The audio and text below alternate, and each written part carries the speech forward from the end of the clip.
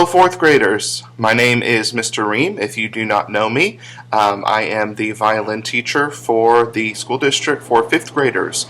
This message is for you to kind of hear a little bit about how fifth grade violin works.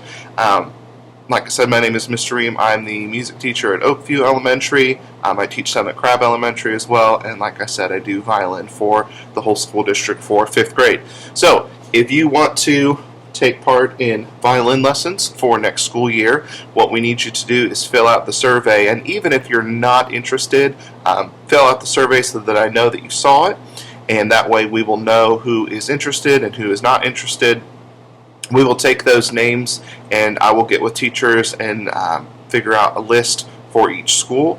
We have about 65 instruments for the school district, which sounds like a lot, but when you divide those out among all 5 schools, we have to have a process in place so that we can make sure we can get as many instruments to people as we can. Not every school will have the same amount of violin players, just kind of depends on your interest. We try and take everybody who is interested, if at all possible, but like I said, numbers are limited, so that's part of why we need you to take the survey. Okay, so how it works is after we sift through those surveys and decide on who the class will be for next year, at the beginning of school, I will come around and I will talk to you guys and we'll pass out a contract for the violins. I have school instruments that you can borrow for the school year, and you can use those, you can take those home as long as I have that paper signed by your parents just saying that you won't destroy it. So you'll take that home, you'll practice, you'll come back to school, and we'll have our lessons once a week during some part of the school day. So usually what happens is you will have to leave your regularly scheduled class. Wah, wah. I know that's sad sometimes for people, but we will go to some other part of your school building and we will have our lesson for about a regular class period, like a 40-minute music class. And keep in mind, this is not your music class for the year. This is something extra in addition to that class. So we will be doing some things that you won't normally do in music class, like playing these violins. If you don't know how to play, that's the whole point. We want people with zero experience. I will teach it to you. Kids always ask, is it hard? Just depends on how much you work at it. Some kids pick it up really, really easy, and some kids have take a little bit longer to figure it out, but that's what I'm here for, and I want to try and show you how to play this instrument. I think it can be a lot of fun, and it's something that you can continue into middle school when you get there.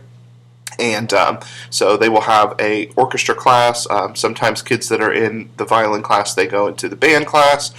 Sometimes they go into choir, and sometimes they don't continue with it, which is okay. But we just want to kind of give you some exposure to that instrument, and hopefully you guys have a good time with it. And if you have any questions, feel free to email me. My email will be on this form, and I will try and answer those questions. Trying to think of some of the ones that kids usually ask. They usually ask, is it hard? They usually ask, do we get to keep it? No, it's a borrowed instrument. If you have an instrument already, that's great. You can use that. Bring it in, though, just so I can see it, make sure it's all tuned up. I can do that for you. That's totally fine. If you don't have an instrument, I would not recommend you go buy one right away. Sometimes when kids buy them, they end up getting ones that aren't a great quality just because they want to have a violin. So if you do really want one, I would suggest you start out with a school one, and then maybe about Christmas or so you'll decide if you really do like it and it's something you want your parents to invest some money in. There are stores that will rent them to you rather than paying for the full amount right away, and that way at the end of 5th grade, if you're not really interested anymore, you can take it back to the store and you've only paid for a couple months of it rather than a couple $100s for it. So I'll show you how to take care of the instruments. I'll show you how to treat them well. So if you are nervous about breaking it, which sometimes kids are, just take care of it the way that I ask you to, and usually we don't have any problems. They do come in a case.